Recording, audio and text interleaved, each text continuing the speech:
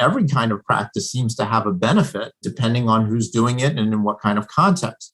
What I think is also important for people to realize is that idea that it's something that has to kind of resonate with you. And if it doesn't resonate with you, then it probably isn't going to work very well. If you want to live like you matter, ditch the pills, look great, and feel freaking amazing, you're in the right place. I'm Dr. Wendy Trubo. I'm Dr. Ed Levitan. Welcome to the 5 Journeys podcast, where we empower you to live a vibrant and healthy life by optimizing your structural, chemical, emotional, social, and spiritual lives. Hang on to your hats.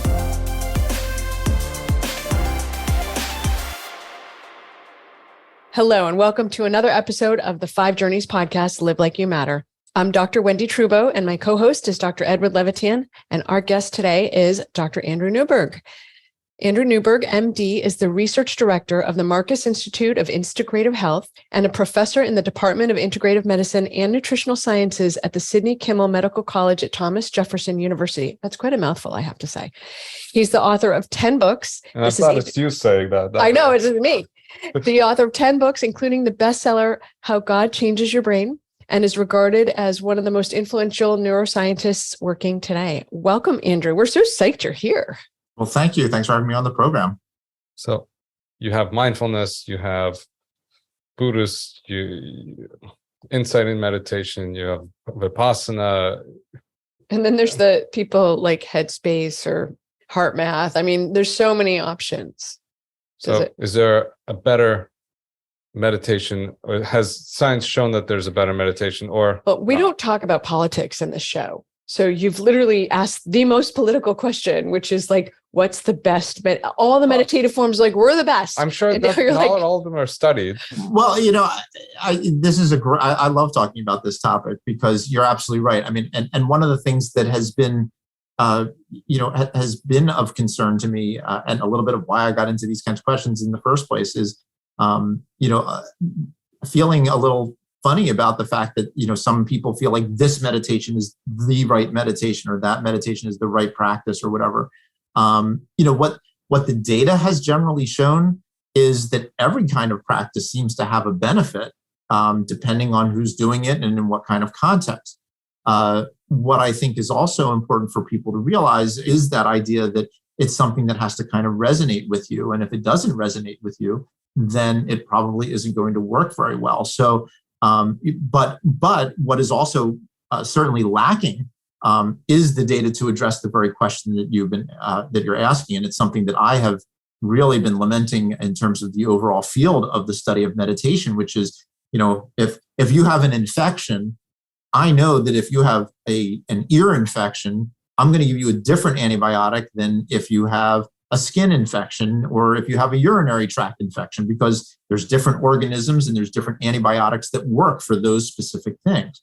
I don't have data where there's a cross comparison where, if you said, here's a 20-year-old college student who's worried about their finals, mindfulness is the right practice for that person. And you're a 50-year-old divorcee who's dealing with the stressors of life in that kind of context. Yoga is the best for you or something. So we don't have that data. We don't have a way to tell people what is the best way to do a particular meditation. And of course, for the most part, the people who find a practice that works well for them, they do feel strongly that it's great and it's good and it's going to be the one that's going to work. So it's not a surprise that we wind up in these sort of camps of people feeling strongly about the practices that they have. But again, to me, what the data at the moment show is that all of the practices can work. Again, it's a matter of kind of figuring out what works best for you as a person. And in our book, Brain Weaver, I mean, part of what the advice that I typically give to people is to say, if they say, I want to do something, I want to do some kind of meditation to improve my brain. Okay, well, first of all, what are your goals? And that is important because some people may just want to de-stress and other people may want spiritual experiences and other people, so there could be different kinds of things that people may want. So that's the first thing that you have to think about. And then you do have to do a little bit of homework. Are there, look at different practices that help with stress, that help with, different aspects of what you're looking for. And if you're really looking for something that provides a spiritual experience, then a very secularized practice may not be the best one for you. And then, also think about other elements of those practices. Are you someone, I get patients who say, I can't sit there for a half hour. I got to move. Sitting still is terrible for me. Well, then a movement-based practice, yoga, Tai Chi, something like that might be better. If somebody else says, I hate moving around, I can sit still for hours, then a practice that can do that might be beneficial. And then I also recommend that people talk to the teachers that they may be going to, who are going to guide them in that practice, and make sure that the way they're talking and the way they're communicating what the practice is about and how it's going to work feels right, feels good, is consistent with your ideas and beliefs. And then ultimately, it's a little bit of trial and error. You have to sit down, you have to try a practice, and you have to give it a fair shot. You got to do it and engage it pretty actively for at least several months and see how it's going. And if it really feels like this is not right for you, there's thousands of others. And if it does feel right, that's great.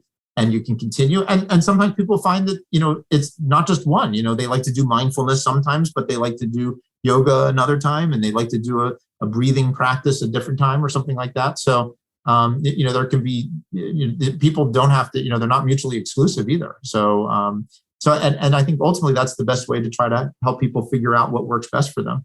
So what's the magic number for meditation for people, and how perfect do they need to be on meditation to get the benefit? Yeah. Well, again, this to me is a really important point too, because, a lot of times when we have a patient who comes in and they'll say, well, I don't, I looked into this program and they want me to meditate, 45 minutes a day. I don't have time for that.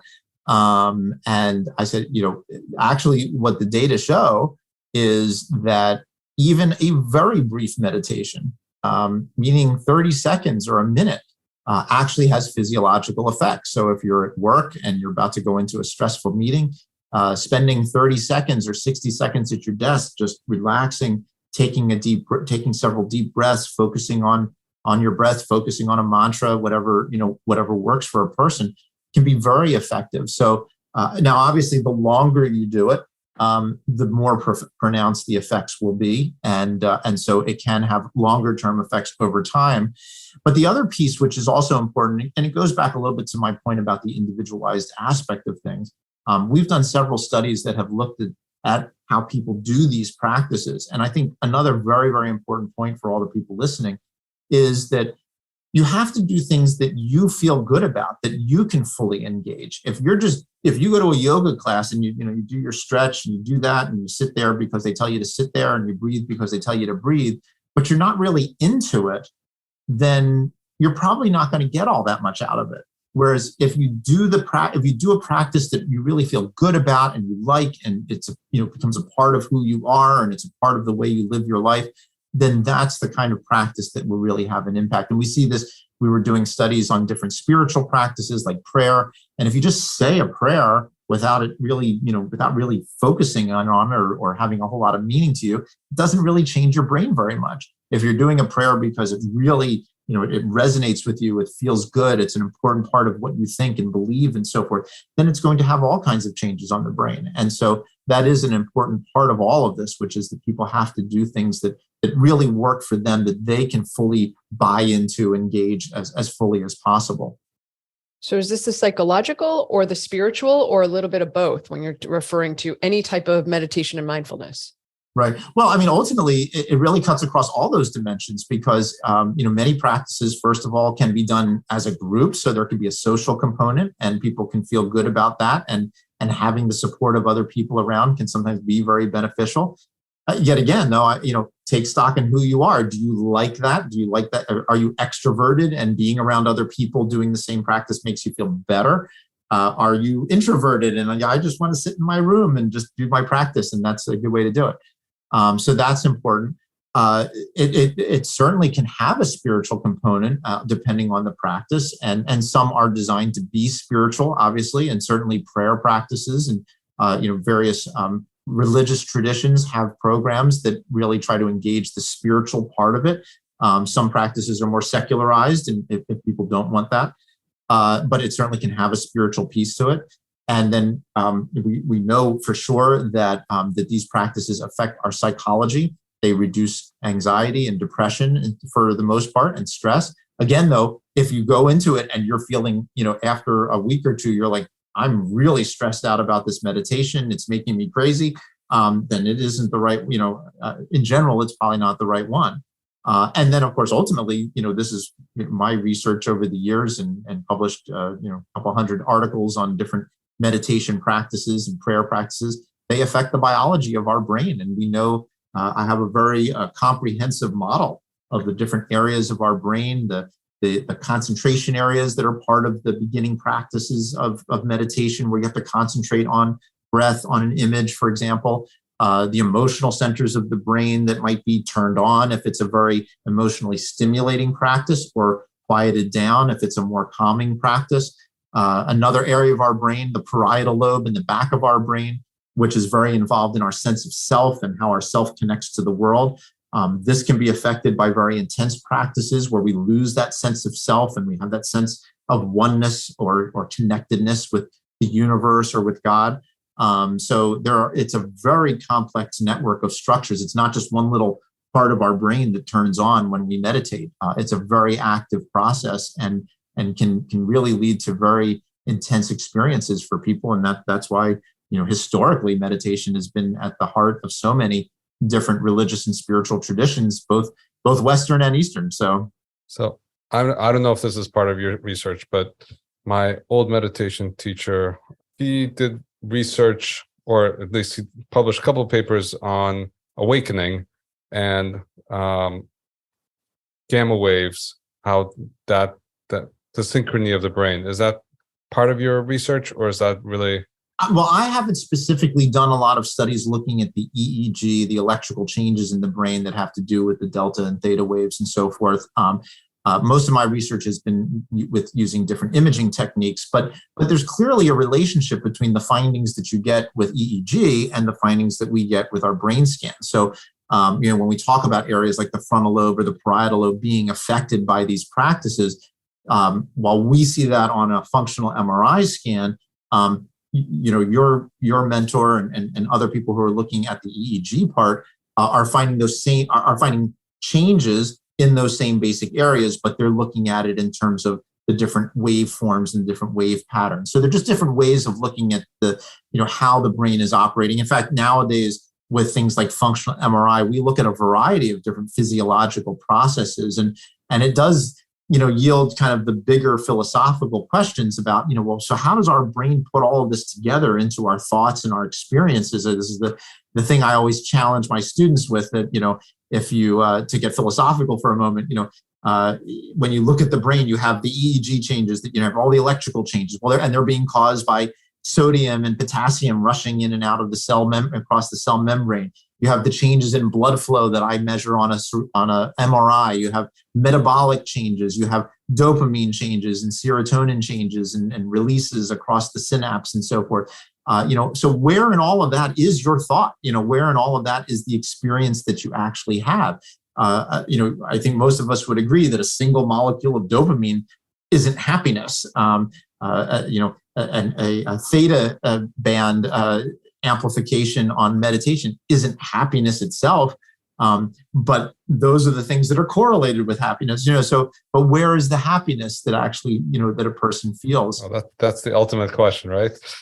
Right, and so that gets back into the sort of the neurotheology piece of, well, when we start to look at all of this, how do we start to understand that? But also, one other answer to your question, I published another book several years ago called How Enlightenment Changes Your Brain, which does deal with those kinds of awakening experiences. And actually, even our most recent book, which is The Varieties of Spiritual Experience, a lot of the data for that grew out of a survey that we did where we asked people about their most intense experiences, those awakening moments. And part of what we were trying to do is characterize them and characterize the elements that are part of them, feelings of oneness and connectedness, feelings of intensity, feelings of clarity, and so forth. So all of these are the elements of these experiences, but then we can start to tie those elements into what's going on in the brain itself. So we can talk about unity as being related to the parietal lobe, We can talk about the intensity of the experience related to the emotional centers of the brain, like the limbic system. And so again, we sort of tie all of that together between the biology, the experience, and then also the spiritual aspect of those experiences. Tell me about nuns, because what's the research on nuns? So we did a study with a small group of nuns a bunch of years ago, where we had them do a kind of prayer called centering prayer, which is a Christian-based prayer, but it is a meditative type of prayer where they focus on a particular prayer itself or a phrase from the Bible. And it's not quite a mantra practice. You don't repeat the prayer over and over again, but you kind of contemplate it, you think about its meaning, you think about the words and so forth.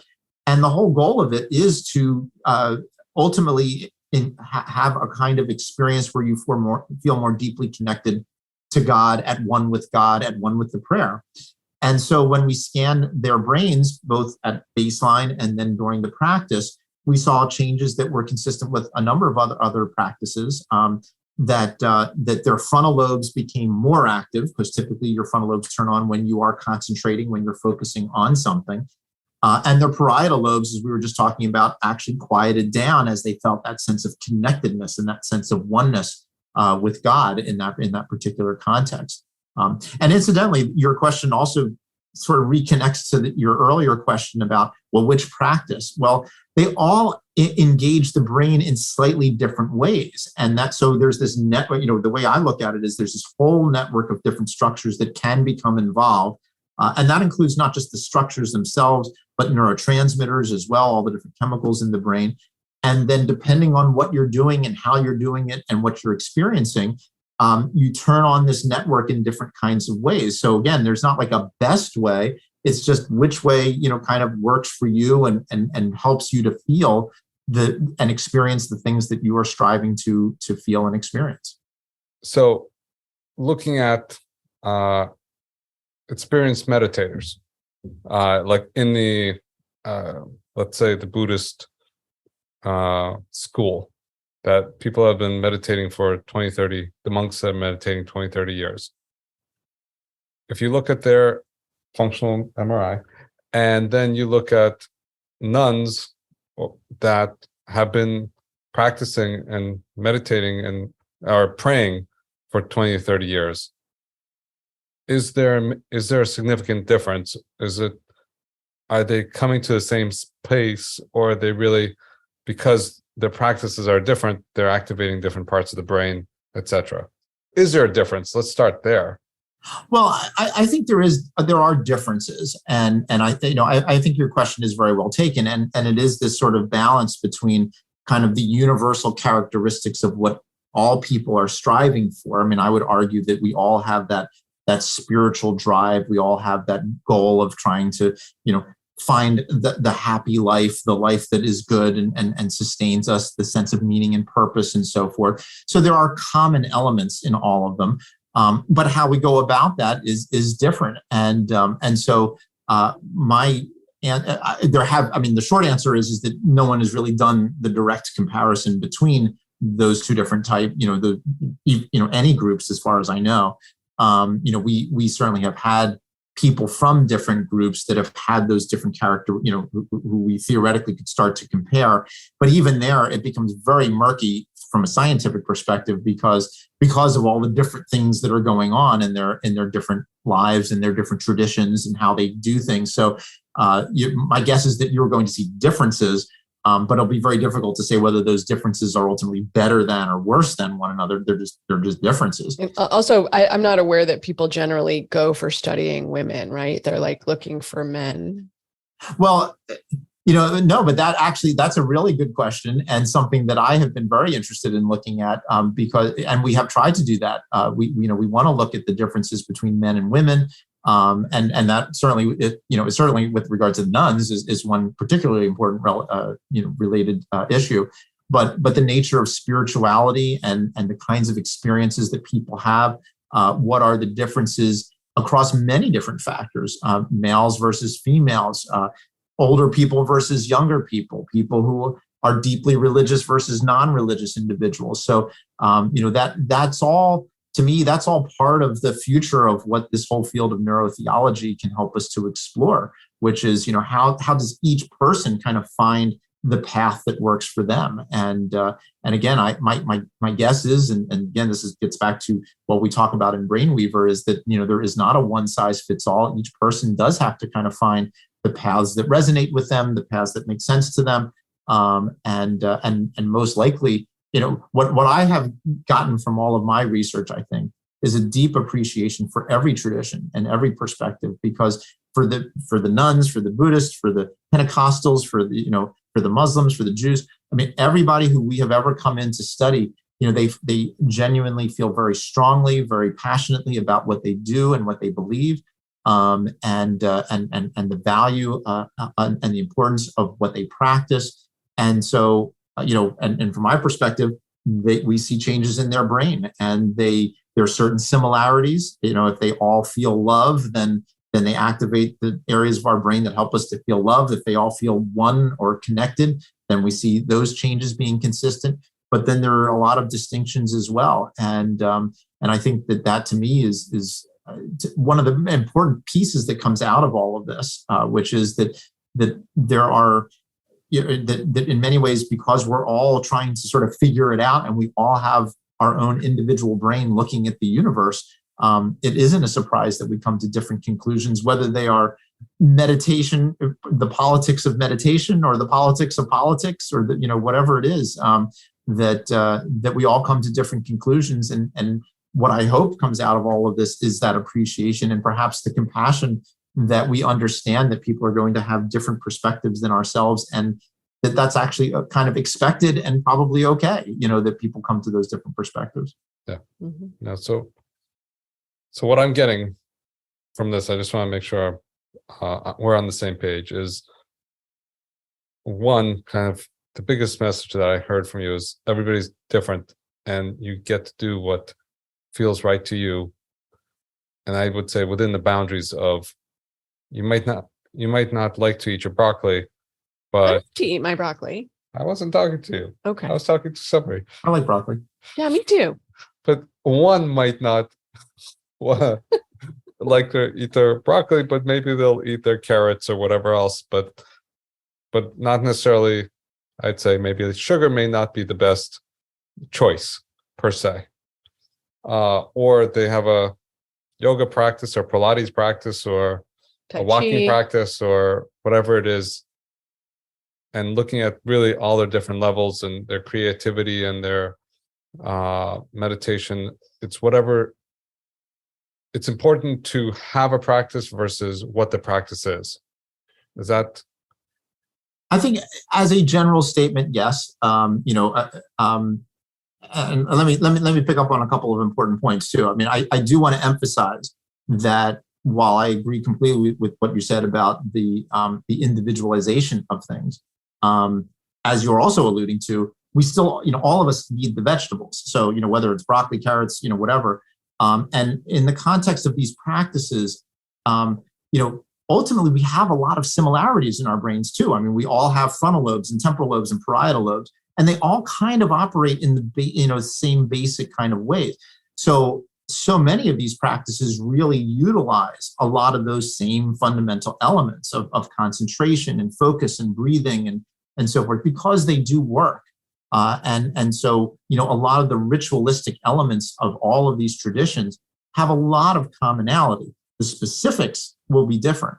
And when we did our survey of spiritual experiences, we were able to find that there are about 4 or 5 core elements that are almost reproducible in everybody's experience. The sense of connectedness, for example, and oneness. But what you feel connected to, what that sense of oneness feels like, and so forth, those are where the distinctions come into play. Somebody might feel connected to God, somebody to Jesus, somebody to Buddha, somebody to nature, somebody to their community.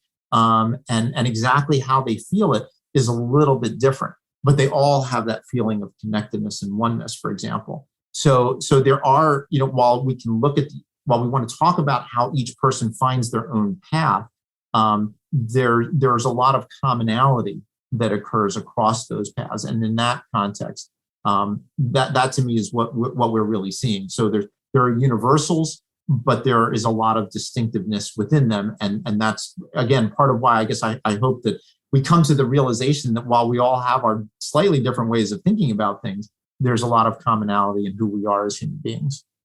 That's a great message. I think that's perfect. Yeah. So where can people find you? Because I think this is amazing. And start. it sounds like you have some amazing books and research out there. So love to have people connect and get this information out there. Sure. So my website is probably the best way. It's Andrew Newberg, NEWBERG.com.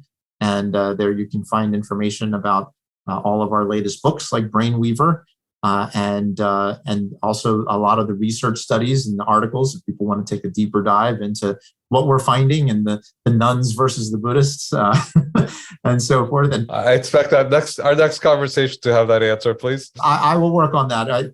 I just need a few $1 million. If you've got a few $1 million, I would be more than happy to do that study. I would love, honestly, there are some wonderful studies that we've really talked about, like comparing different practices among different people and so forth, and really trying to compare, across groups and within groups and things like that. There's so much. Right. There's even like from a Buddhist point of view, there's how many different practices within. Yeah, exactly. So it's not. So that's for those who just pick something. If you enjoy it, do more of it. Start low, build up, enjoy yourself, have it bring you joy, and go from there. Okay. This has been great. Thanks for joining us for another episode of the 5 Journeys podcast, Live Like You Matter. Our guest today is Dr. Andrew Newberg. Andrew, thank you for being here. This is a really great topic that I think people are going to want to dive into. It's been a pleasure. Thank you. Thank you. It's been a lot of fun. Were you inspired and empowered today? Don't forget to follow so we can help you keep transforming your health. Until next time.